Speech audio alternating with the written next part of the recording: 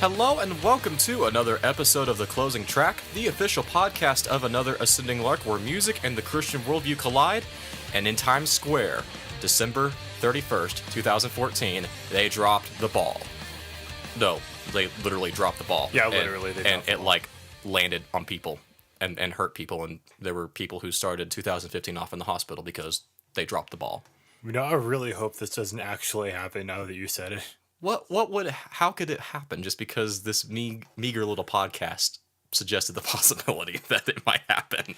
Crap. Well, it'd make us famous. Yeah, we would be the new prophets for something like, these guys prophesied that the ball was going to drop, and it literally dropped. What are they going to prophesize next? Khakis. I don't know either. That would be really bad, though. Like, in all seriousness, that would Yeah. actually be really, really bad, because I don't know how much work that goes into, like, all of that Times Square prep, but I don't want to be a part of it. I've actually been at Times Square before when the ball drops. That's right, you were. Yeah. And granted, I wasn't close enough to actually see the ball, but I did see the fireworks, and wow, I mean, it was like worse than a mosh pit, the amount of people crowding all over you. It's a xenophobe's worst nightmare. So, introverts, stay away. So me, I should have stayed away, but I didn't. I can only It imagine. was still kind of fun, though. But if a ball drops in a crowd that dense, then a lot of people are going to die. A lot of people are going to be dead, and that would be terrible. That would be a terrible way to start off 2015. But just think, you're in heaven, people are trading death stories, and you're like, how'd you die? I was celebrating the new year, and the ball and Times Square fell on me. Oh my gosh, I can't believe you just said that. Okay, come on. I guarantee you we're going to be trading death stories in heaven. I literally don't even know how to respond to that. My name is Austin. I'm the head honcho of Another Ascending Lark. I'm the one who runs this thing, and trust me, you don't need all the people you need to do the New York Times or the Times Square New Year's Eve thing to do this show. It doesn't need that many people. Not at all. It just takes him and me, the other guy. I'm Brett. I'm sort of the editor of Another Ascending Lark and the other more beardly co-host of the show. That's his only name to claim, Yeah. or claim to fame, is the fact that his beard is, better than mine. I don't deny it. I don't deny that his beard is better than mine. But, oh well. But it's not my only claim to fame, but it's the biggest one. Fair enough. I will grant you that. It is definitely your biggest one. Well, speaking of, the new year, it's about to be the new year, which means that 2014 is about to be over. And since 2014 is about to be over, it means that we kind of have to wrap the year up as far as music goes. So last week, we spent what felt like forever going through every single album that we covered last year, except I actually missed one. I actually forgot about an album, but it was an insignificant release, and I really don't care to mention it. It wasn't all that big of a deal. So now that we got all of the dirty work out of the way, we are actually going to get down to the nitty-gritty and actually assign things titles and awards, because that's what we do. That's what music people like to do at the end of the year. Yep. Lists are a thing if you're a music junkie, especially this time of the year. And depending on how much of a music junkie you are, you have lists for quarters of the year, periods of the year, seasons of the year, weeks of the year. Minutes of the year. Minutes of the year. Well, I know for some people that's more true than not, because, they can't take their earbuds out of their ears or they'll die. Yeah. It's like the silence kills them. And one thing that makes our award show so much better than all the others is that we can do whatever we want and get away with it. And it doesn't take us, over a month to decide on awards. So you don't have to wait until February 8th for us. Valid point. Eat it, Grammys. We get things done quicker than you. Boom. And there's debate as to whether or not our award actually trumps yours. In some possible world, I'm sure that's the case. Yes. In some possible universe, I'm sure that the Another Ascending Lark Award show is more popular than the Grammys. But no news, no reviews. This will not be a regular show, just like it hasn't been. It wasn't yeah, just like it wasn't last week, we are going to focus exclusively on the end of 2014, and then we've got some real exciting news as to what's coming up in 2015 and some things that are changing, some exciting developments that we've made, and just a bit of a direction that we're going to go in. So let's get right down to it. Let's start off with genre awards. Now, we didn't cover as many albums this year as I'd like to, but I thought we covered enough to be able to at least pick a winner of the albums that we've covered. Yeah, definitely. I think we covered enough of the genres that we covered, with the exception of like rap, because the only rap album that we reviewed was Lecrae. I mean, But that was good enough. it was good enough, but it's kind of hard to pick it as the rap album of the year when it's like the Yeah. default. Like there's no other choice. But everything else that we covered as far as genre goes, I think we had enough to be able to pick a couple of winners for. So we're going to go and we're going to pick winners as far as genre goes of the albums that we covered. We aren't going to be like some music websites who think that they are sovereign and omniscient enough to know that they can objectively decide for the truth of all mankind what the best album was for that particular year, for that particular genre. I'd like to be able to do that, but we can't do that. It's just not possible. We don't know But that. soon. You know, if we could do that, if that were possible, I would totes do it. Yes. If that were possible to objectively decide, like, what is the literal greatest album to have come out in any given year, it would be awesome. Because all the things, I don't know what it would entail, but it would entail anarchy and the arts would be overthrown. It's like, what? How dare you say that this album is better than my choice? How dare you appeal to objective truth standards to say that your album is better than mine? Ah, Nah. ah. All right, so let's get into the genre awards. We'll start with rock. Of the albums that you can consider rock albums, we covered 5. We covered U2's Songs of Innocence. We covered Slash's World on Fire. We covered Stryper's Live at the Whiskey, Joe Bonamassa's Different Shade of Blue, and Gerard Way's Hesitant Alien. Gerard Way. I misspelled that. I apologize, Dang Gerard it. Way. I apologize, Gerard Way, if you're listening. I doubt you're listening, but I apologize anyway. So, of those 5 albums, which one did we think was the one? How about we pick the one that wasn't it? How about we start with what wasn't? It most definitely was not Stryper's Live at the Whiskey. Most definitely not. Most definitely not. That mix was awful. It also wasn't Hesitant Alien by Gerard Way, which wasn't a bad album, but Yeah, it wasn't a bad album. It was decent, but I mean, it's nothing great. which leaves Joe Bonamassa, U2, and Slash. And my pick, and I think this was the correct pick, is Joe Bonamassa, because he managed to have such an aggressive rock album that straddled the line between blues and rock and managed to blend quite a bit of old classic rock sounds with new modern rock sounds. And it's Joe Bonamassa. Not that Slash or U2 put out bad albums. In many ways, they put out great albums. But Joe Bonamassa is our pick for rock album of the year with Different Shade of Blue. Okay. That's that one. Brett, Yep. you get to pick this one because you covered this genre almost exclusively. Okay, the next one is hard rock album of the year, and the albums we covered that could be considered hard rock are Linkin Park's The Hunting Party, 1,000 Foot Crutches' Oxygen Inhale, Disciples Attack, Slipknot's Point Five The Grey Chapter, Project 86's Knives to the Future, and Nickelback's No Fixed Address. I really do think we ought to pick No Fixed Address. No. Because it managed to suck so much that it's reverse psychology hard rock album of the year. This is the album of the year because it sucked that much. So are we that big of hipsters now that we just pick something ironically? Well, I don't know. Are we hipsters? I would say not. I mean, just because I smoke a pipe, make my own beer, wear a cool looking hat, enjoy Mumford & Sons, I don't think that makes me a hipster. We're treading very, very dangerous territory. Yes, we are. Let's not say Nickelback. What is your Indeed. pick, Brett? Since I let this one go to you. Which one did you pick? My pick was definitely Linkin Park's The Hunting Party. What I'd probably call my runner-up was Slipknot's Point Five The Grey Chapter. I picked The Hunting Party over The Grey Chapter mainly because Slipknot's album was great. It was definitely a good, solid release, what we needed after such a long period of no Slipknot. But they didn't really sort of challenge themselves in the way that Linkin Park did.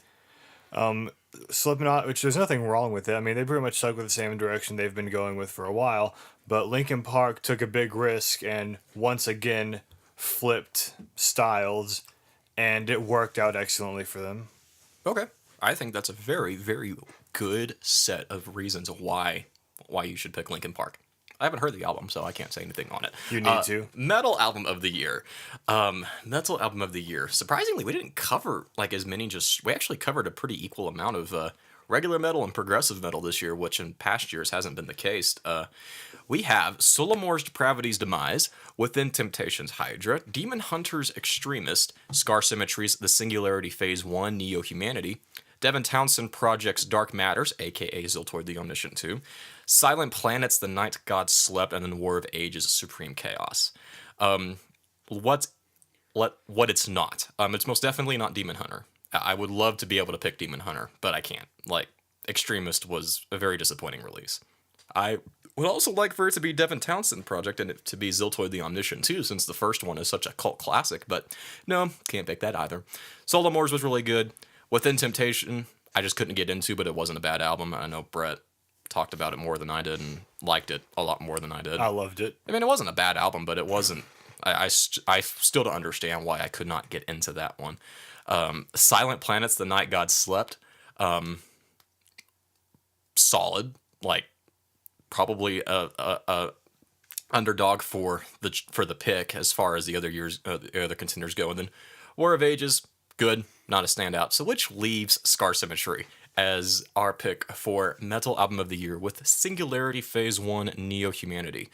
Scar Symmetry was a band that I used to be, quite a huge fan of, but then kind of checked out of after the lead vocalist change up from in between albums 3 and 4, and just couldn't really get into their last couple of albums, and then they came out with this, which is the first album in a 3-part sci-fi trilogy, because that's what Scar Symmetry does. That's always been their shtick.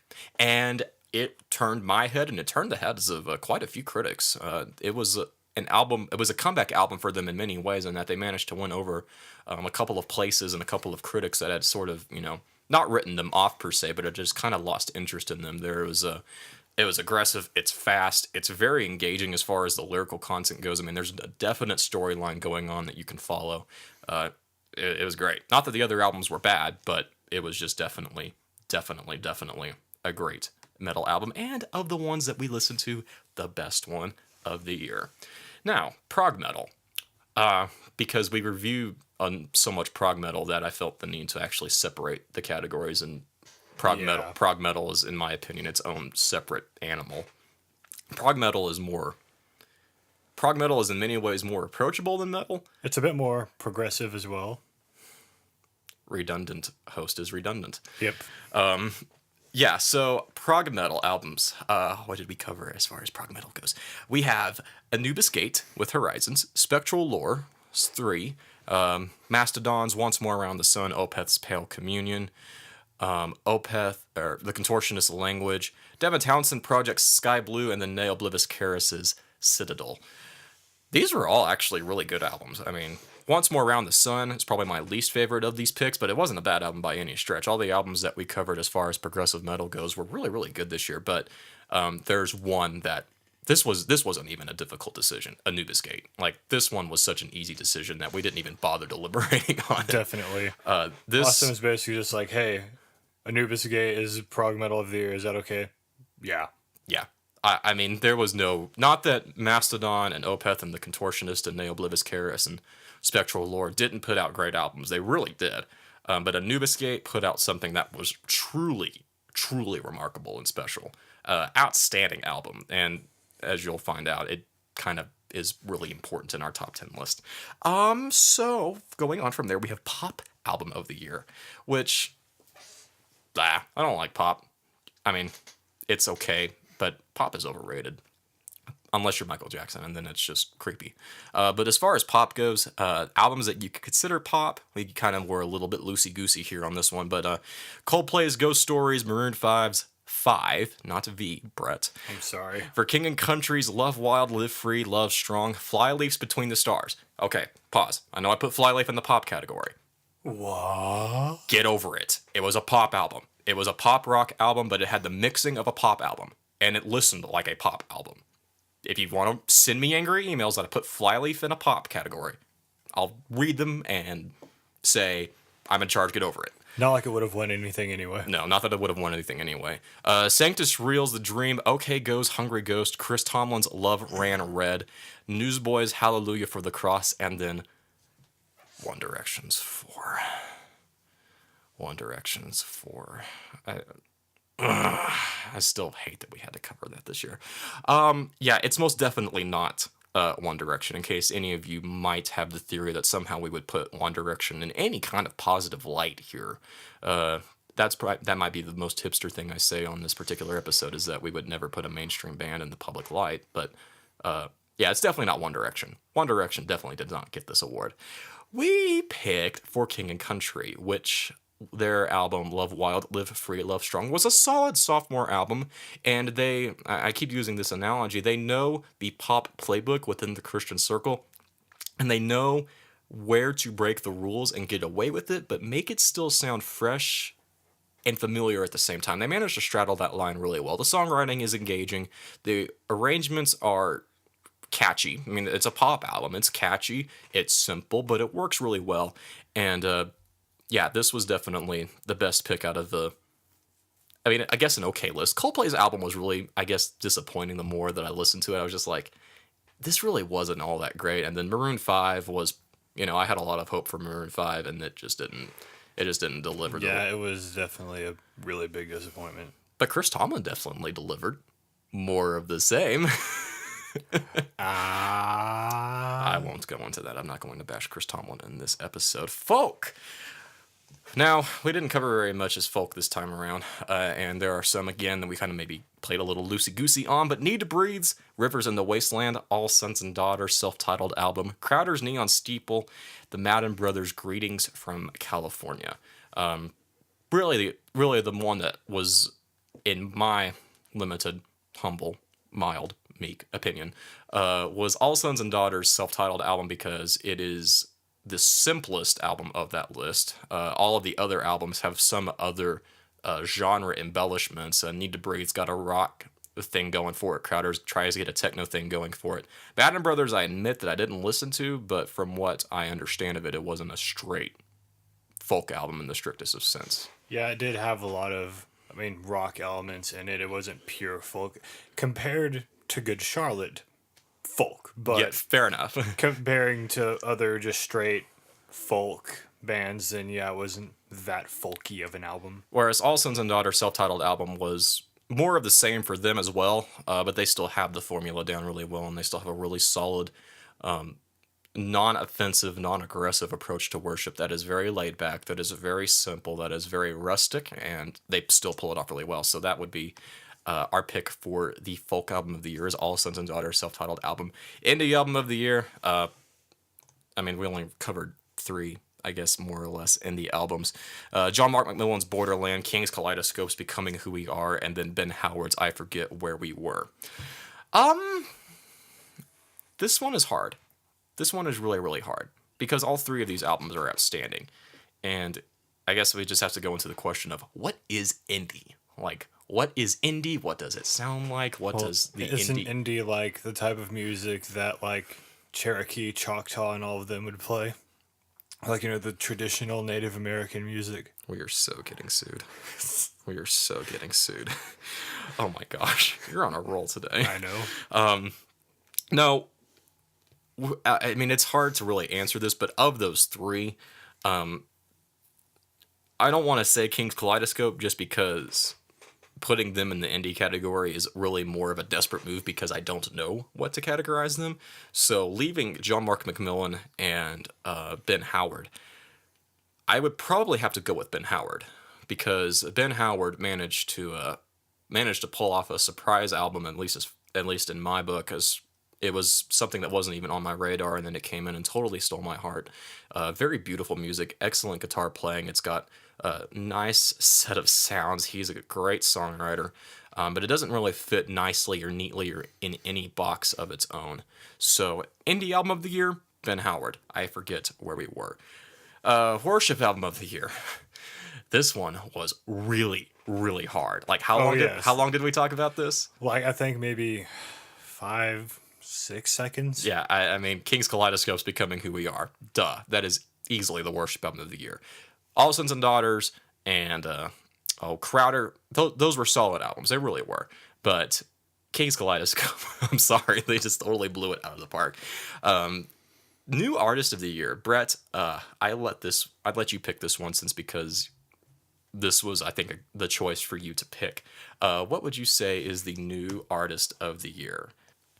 It was no contest. I would definitely have to say that it was Silent Planet, because their new album, The Night God Slept, just blew me away. I mean, there are some bands that have been around for a while and can't get this caliber of music, and this being a first album, I was like, dang, they should not have picked Iggy Azalea in the Grammys. Oh my gosh. Well, you could totally make an argument as to why they shouldn't have picked anybody that they pick in the Grammys this year, with the exception of the alt category. The alt category, I thought they were pretty solid on. But the Grammys. But if you compare Silent Planet to Iggy Azalea, I mean, there's no contest. Yeah, there's no contest. I mean, people that the Grammys honor are people that should not be honored. Yeah. But that's my stance. But yeah, Silent Planet definitely new artist of the year.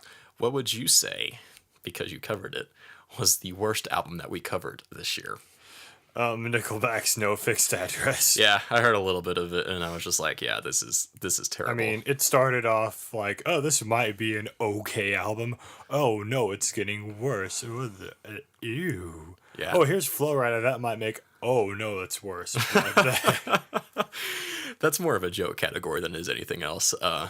Just because, we picked the album of the year, we might as well pick its inverse, the worst album of the year, which I think Nickelback is a more than appropriate fit. And if we would have discovered it in last year, we definitely have a worst album of 2013. Oh my gosh, if we had totally known about that last year, like, that would have been easy. Like, oh my gosh, that would have been album of the year just because of how much it sucked. No, I couldn't get through 30 seconds of it. But just so those listening are in the Should we loop, tell them or should we spare them? I think we should tell them. You accept all of the lawsuits. Go for it. Okay, there is a punk band called Lust Control that apparently used to have some sort of big following and came back in 2013. I don't think their following was ever all that big. Well, I mean, it was big enough for them to have a comeback. Fair enough. And they came back with an album called 2013 called Tiny Little Dots. This band claims to be Christian, and their name is Lust Control, but the album cover is a topless woman censored by the album title. I'm like, let that sink into I'm your like, soul. Okay. And then the whole point of the title track was, that, your love affair with pornography is that you're really just a bunch of love with tiny little dots. I would profoundly disagree with that reductionistic, with that absolute reductionistic view of pornography. I'm like, if all it is just tiny little dots, then what's the problem? Yeah, and it's more than tiny little dots, and that's why it's a problem. And Austin told me, I said, hey, you should listen to it. It's horrible. So I'm like, oh, okay, because I'm a masochist. But I'm listening to the opening of the first song. I'm like, okay, whatever. I mean, it's decent punk. I mean, there's nothing that great about it, but I don't see what's so terrible about this. Then the guy started singing, and my gosh, I mean, the music going along with the singing together, just this one big conglomeration of facepalm. I like that. I'm going to steal that phrase. I think that's a great phrase. That would really be the worst album that we listened to of the year, even though it wasn't a 2014 release. I got through 30 seconds of it, and the only lines I heard were, get your hand out of his pants, get her hand out of your pants. And that's the end of that story. Yes. Well, I think we've waited long enough. Let's unwrap Christmas presents and let's get down to the top 10. Definitely. All right, so number 10 of the albums that we listened to in 2014. Number 10 is Linkin Park's The Hunting Party, Why? because it's good. That's easy enough. But no, it's like I mentioned in the hard rock category. Linkin Park went a completely different direction than anyone expected, a direction that they haven't been in before. I mean, they've been really experimental before, and it's been successful and it's been unsuccessful.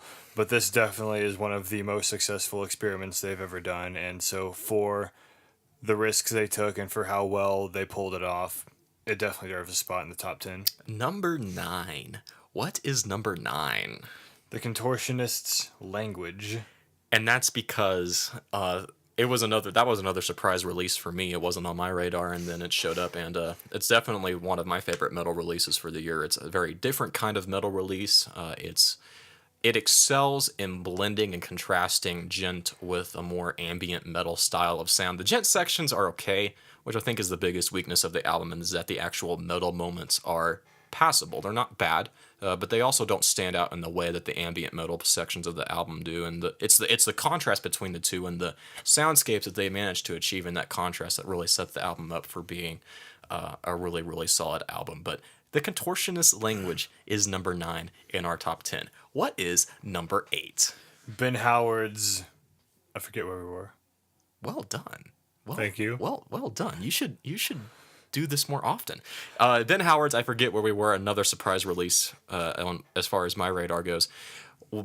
Just really beautiful all around. It's just good music, which is a totally like cliche and really kind of a cop out on my end as far as describing it, but you just listen to it and you just can't help but smile. It's fun to listen to. He's got a great voice. He can play the guitar really well. He's got some good sounds going on. What's not to like about it? What's not to like about it? What is number 7? Joe Bonamassa's Different Shade of Blue. Which you're still going to hang over my head that you didn't get to go see him, did you? Yeah. I mean, I don't blame you, but I couldn't have afforded it. you couldn't have afforded it anyway. But still, the fact that I didn't know about this until the night before you went. Yeah. It's okay. He'll be back at Amarillo in the next 5 years or so. Hopefully. He didn't play anything from Different Shade of Blue live, which I was disappointed with. But the album in of itself really, he's always been one to have the balance between the studio musicianship and then the stage presence. And while the stage presence has usually been consistent throughout his career, it's his studio albums that have really shown just how forward-thinking and how progressive he is as a musician and as a blues guitarist, and what he's willing to blend and where he's willing to pull his sources from. And this was, I think, one of his best releases to date, and definitely one of the best releases of the year. So, number 7, Joe Bonamassa's Different Shade of Blue. What is number 6? Nay Obliviscaris' Citadel. Which you were like, oh wow, it's all that way up there. Yeah, I was like, I expected it to be like top 3. Yeah. Further listening to that, there were a couple of cracks that started to show up, and they were a little bit more significant cracks than I thought early on. When I first listened to it, my mouth was like hanging. I was just like, oh my gosh. Alrighty, Eeyore. You know, that was my nickname in high school. Really? Yes, it was. Because you were an emo? Yes, I was. Ah. That's why. That was my nickname. Interesting. Yes, that was my nickname. That has nothing to do with this album, though. Not at all. Neos Bliviscaris' Citadel is a tour de force of progressive metal. It was an outstanding progressive metal release this year, and even though it's got a couple of weaknesses that showed up later on than what I initially started listening to it, it was still a killer release as far as progressive metal goes. I don't think it was the best progressive metal release of the year, but it was still definitely a killer release as far as progressive metal goes. So, number 6, Neo Bliviscaris Citadel. What do we got for number 5? Number 5, John Mark McMillan's Borderland. That had to appear at some point. Yeah. John Mark McMillan, who everybody knows except nobody knows who he is, because everybody knows How He Loves, but everybody thinks that it's David Crowder who wrote that. And it's just like, no, people, David Crowder didn't write How He Loves. He just is the one who took it to radio and made it popular. It's John Mark McMillan who's ranking in the dough on that because of all the royalties for that song. Because how many times have we heard that song played at the camp that must not be named? over 9,000. I mean, it's probably has been like Like close. legitimately over 9,000, I guarantee you. Yeah, it's crazy. Like that is like a staple song for countless bands. I know when I was leading worship for the BSM at Amarillo College, that was one of my staple songs, just because I'm like, everybody knows that it's the same four chords over and over again. Let's just play it. But John Mark McMillan's Borderlands, this was a significant release for him in that he really advanced his sound and really advanced his style quite a bit steps more forward. It's really hard to categorize the sound and the style of this album, but the songwriting that he manages to do in this album, he manages to strike a real good solid balance between stuff that is primed and ready for congregational use and then stuff that's just artistic. And in many cases, the lines even there are blurred, and in some cases, it's not clean cut as to what category songs belong in. Influences of Johnny Cash. He's got moments where Johnny Cash is coming around. He's got moments where other indie rock bands come to mind. He's got a sound of his own, and categorizing him is really a difficult thing to do. And he really is, in many ways, an anomaly within the Christian market, just because someone who has so unique of a sound is so squarely within the Christian market and working within the Christian market. As far as the Christian market goes, this is definitely one of the best releases of the year. Number 5, halfway through, John Mark McMillan's Borderland. Number 4, what is number 4? Lecrae's Anomaly. You say that like it's a bad thing. Oh, I didn't mean to. Oh, okay. I just took a deep breath. Oh, I guess. I was like, yeah, Lecrae's Anomaly. Yeah. I was like, well, the first one was more convincing. But I was like, Lecrae's Anomaly. This album managed to break so many things. It broke Billboard. I mean, in that it was the 5th Christian album ever released to occupy the highest possible chart position on the most authoritative chart in the world.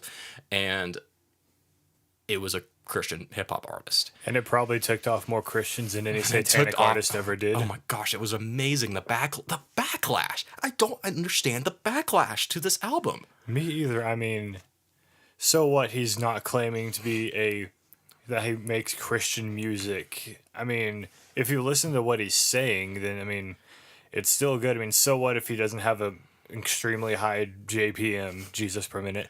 I mean, he's still trying to actually be out there and in the world and reach people with his music. And he's actually like legitimately accomplishing something too. It's not this, Fox, oh, we're going out and making a difference in the world because we're a Christian band who only plays in churches and only plays to Christian crowds. I mean, he's now upplanted himself from the Christian market and has gone to the side of the music industry where people aren't Christians.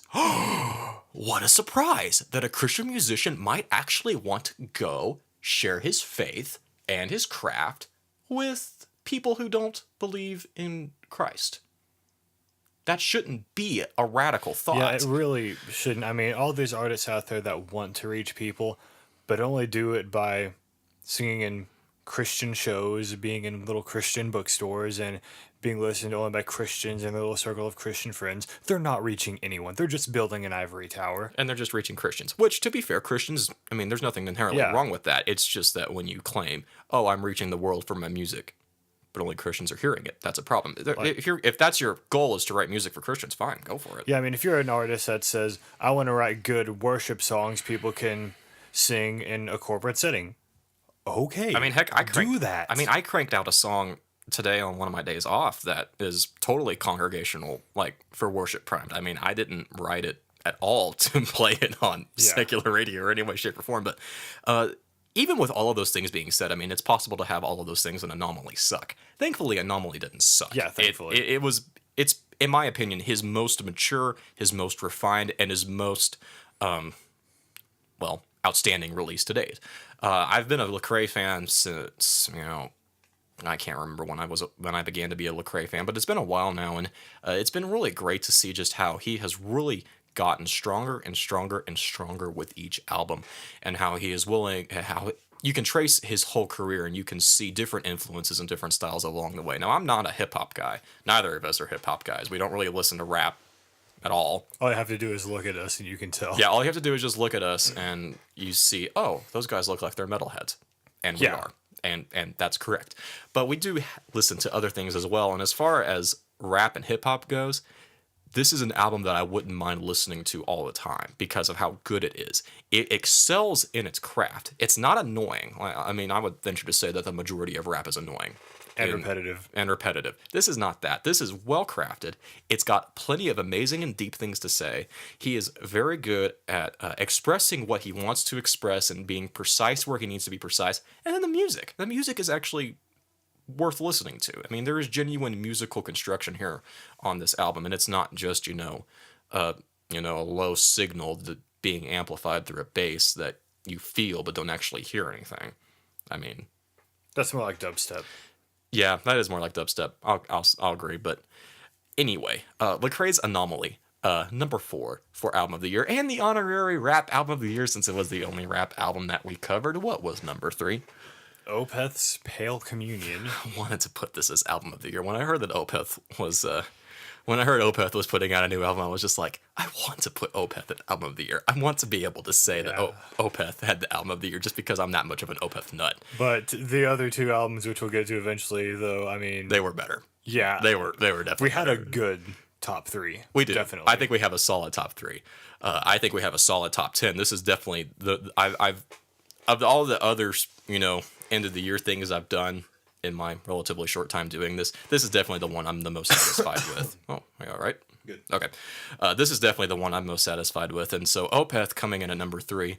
Opeth has more or less officially moved away from their death metal days and has really supplanted themselves into prog title, like just straight up prog territory. You could even debate as to whether or not it's even prog metal anymore. But they've planted themselves here in this spot, and it looks like they're here to stay. And while Heritage was a little hit and miss in various places, Pale Communion is solid and swift all the way throughout. It brings up quite a bit of homage to classic prog metal artists and prog rock artists while managing to be Opeth. It's more, I mean, in many ways, it's almost like Opeth is covering songs from the 70s and 80s, and as far as prog rock goes, only they're not songs that anybody's ever played before. They fit that balance so well. Songwriting is great as always. The musical vision is solid as always. You still have some songs that are, Opeth length, 10-ish minutes or so, multiple movements within the song because that's how Opeth does things. And so it didn't disappoint at all, even though it wasn't what I was expecting. And yeah, for number 3, I'm definitely content to say that this was the 3rd best album that we listened to. At least I listened to this year. What is number 2? Number 2 is, you knew this was coming, Anubis Gates Horizons.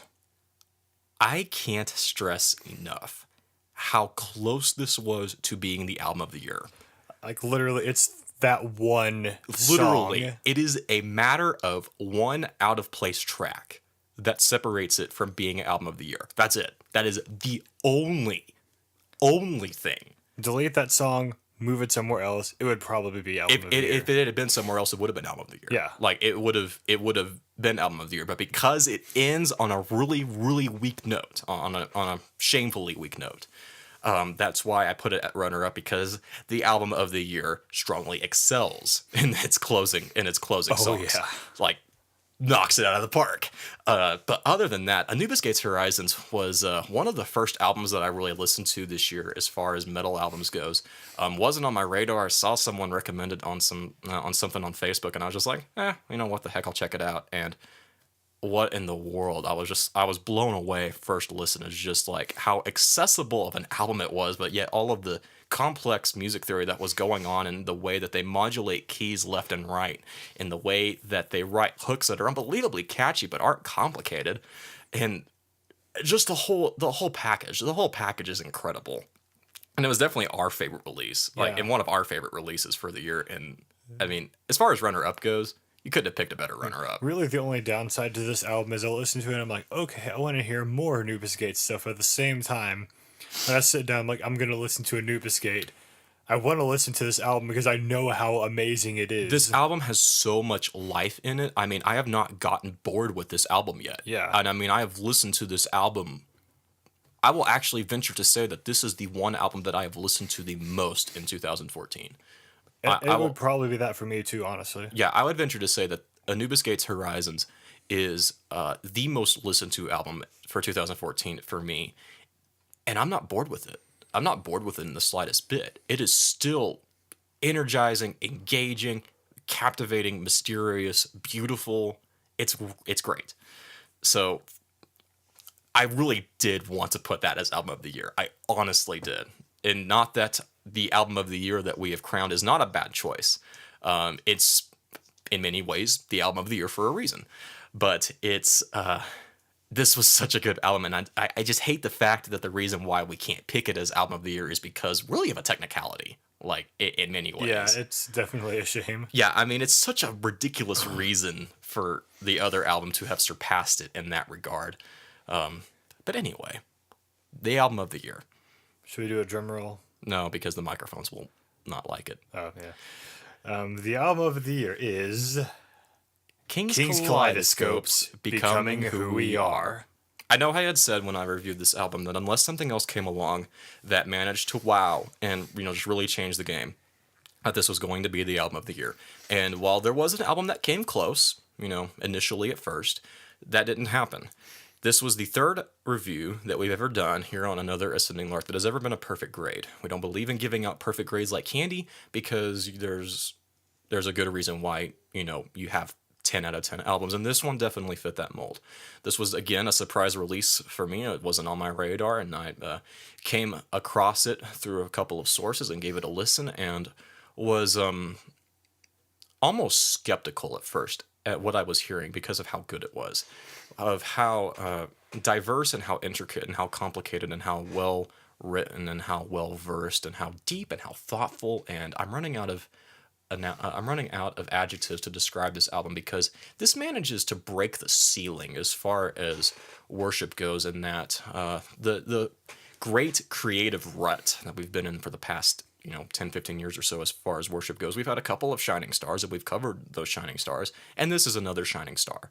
This is, without a doubt, the best release we listen to as far as songwriting, as far as engineering, as far as composition, as far as performance, as far as track placement goes, which literally everything. I mean, I cannot think of a single reason why this album is not a perfect album in respects. That doesn't mean that you have to like it. I know plenty of people who say it's a good album, but it just doesn't fit their taste. Yeah. But as far as the album goes, I mean, I couldn't believe what I heard when I heard it. And so this now joins the ranks of Gunger's Ghost Upon the Earth, of David Crowder's Give Us Rest, of X-Toll's X-Toll, and now the 2014 album of the year for Another Ascending Lark is King's Kaleidoscopes, Becoming Who We Are. I cannot stress enough how good this album is. I cannot stress enough how much of a blessing this album has been to me. I cannot stress enough how much you should listen to this album if you have not listened to it.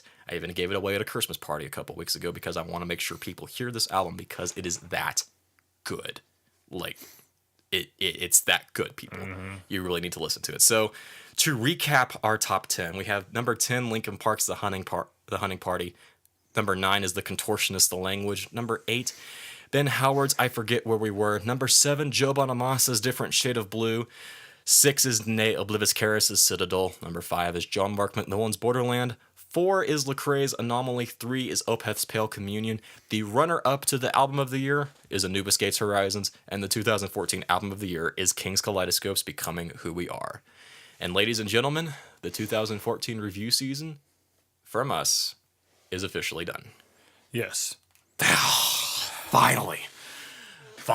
Now I can get started on 2015. Yes. Finally. So, 2015.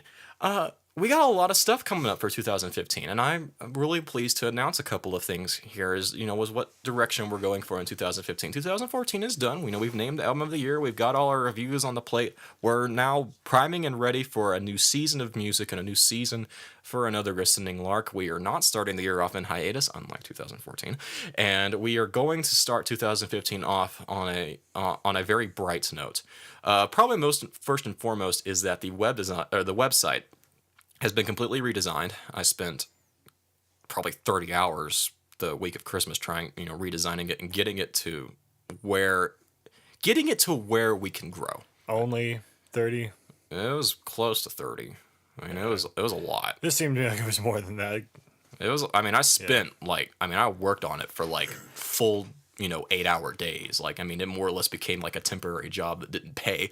But it was totally worth it, and I'm real satisfied with the way the website looks now, and I'm real satisfied with the framework for the website that now allows us to write more, that now allows us to publish more, that allows us to do more than the previous website design allowed us to do. And so I'm real excited that we now have the structure and the framework to grow really exponentially. I mean, the sky's the limit for us at the moment as far as where we can go, what we can write about, and how we can get it out there.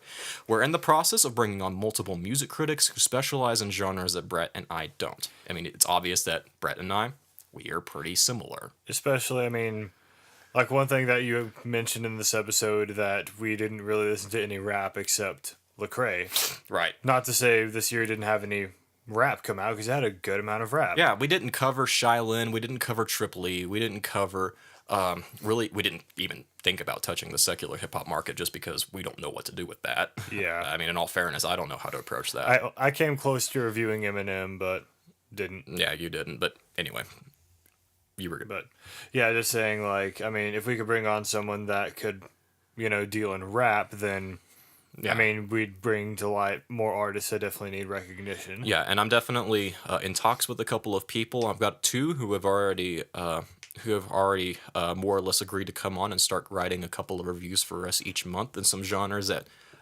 we don't necessarily cover. And then I'm talking with a couple of other people who are joining us. And so I'm hoping that by the middle of the year, we've got a good team of real solid music critics who are like-minded to the vision of Another Ascending Lark and the way that we do things. Contributing to the website, and they're not going to be on the closing track. Most of them don't even live in the area.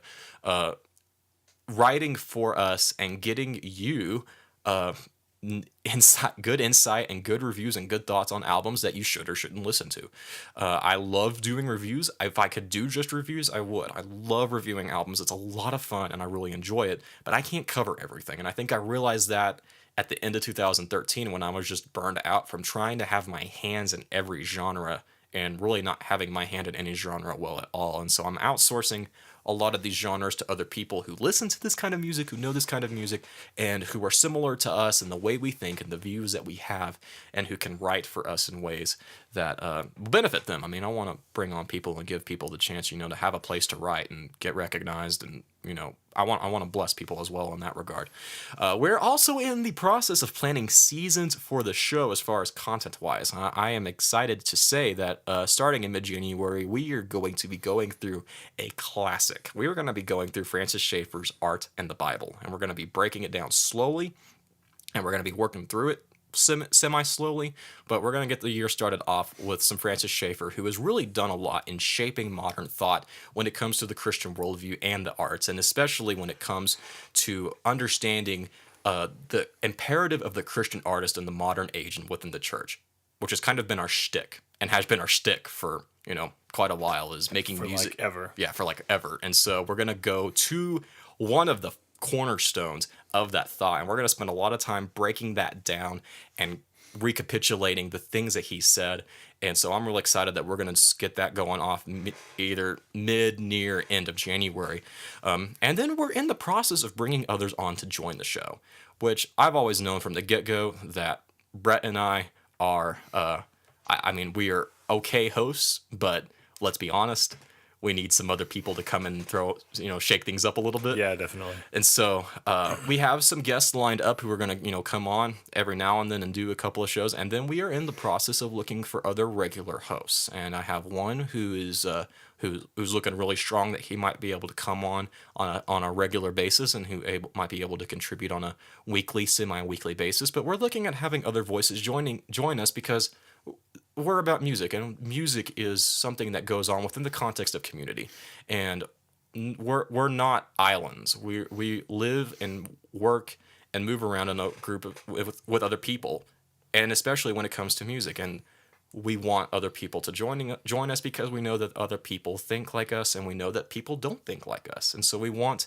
to have that come on, have these people come on and join us, and we're already working on that and ironing out those scheduling things. And so, in short, we're not going anywhere. In short, we're not going anywhere. We love what we're doing. We're energized and we're ready for the future. And the future is very bright for us. I mean, of course, Brett and I have school and we have work and we have other schedules, but we are in the position that I think is the best position for us to be starting the year off. We've got a couple. We had an easy return to the scene at the end of 2014 after taking a well-needed break, But and way too long break. it was a long break. But I actually think that God in His providence allowed it to be as long as it was, and I think we're better off for it. I think it was better off that we took the time off that we needed to take off, and I think that the 9 months that we were off will allow us to work for years into the future. I mean, I have no desire to stop. I have no desire to stop recording. I have no desire to stop writing, and I have no desire to end this anytime soon. So we're not going anywhere. The show's not going anywhere. We love what we're doing, and we're in for the long haul if you're in it too. So for everyone who has listened this year, for everybody who has given us feedback this year, for everybody who has made suggestions, we want to thank you. We definitely Yes, want thank to you. thank you, and we thank you for your listening. We thank you for encouraging Brett and I when you say that you listen to the show and that you like it.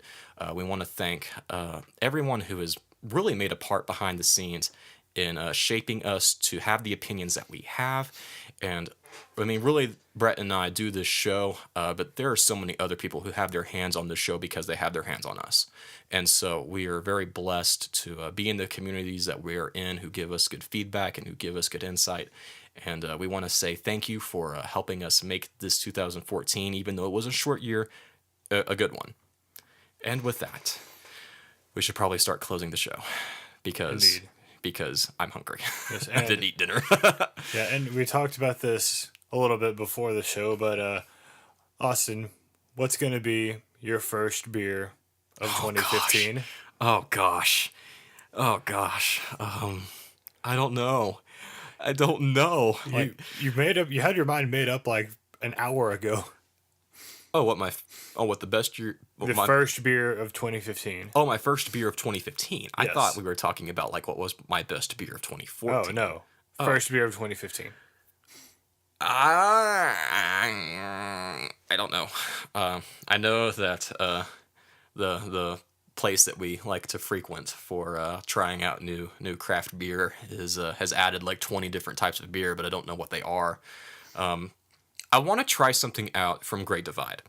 If I can, I would like to try something out from Great Divide Brewery. I had a friend of mine who took his wife up to Colorado, and they took a visit of Great Divide, and he brought me back a lot of stickers.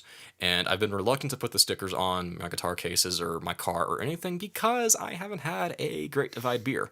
And I would much like to have a Great Divide beer before I go about saying that Great Divide is a good brewery. I believe it is, but I just haven't tried anything So yet. if you're listening and you have access to Great Divide beer, please send some to us. If you're listening and you're in the Amarillo, Canyon area, will you send us something? Because you can't ship beer in Texas. I don't want to have to. Me neither. I don't want to go to jail, Brett.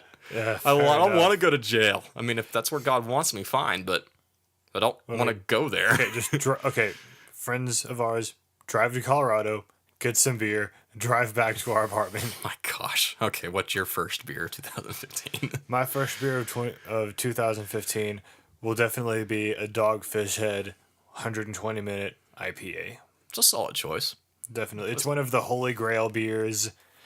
I still have a couple more in the apartment that I'm saving for special things, whatever may come, or maybe just keep them around for a decade or two to see how they taste. But That would be a fascinating experiment if 10 years from now on the closing track we did an aged 120-minute IPA. ooh, But that assumes that we were doing this for the next 10 years. we'll probably still be in the same apartment. Same jobs.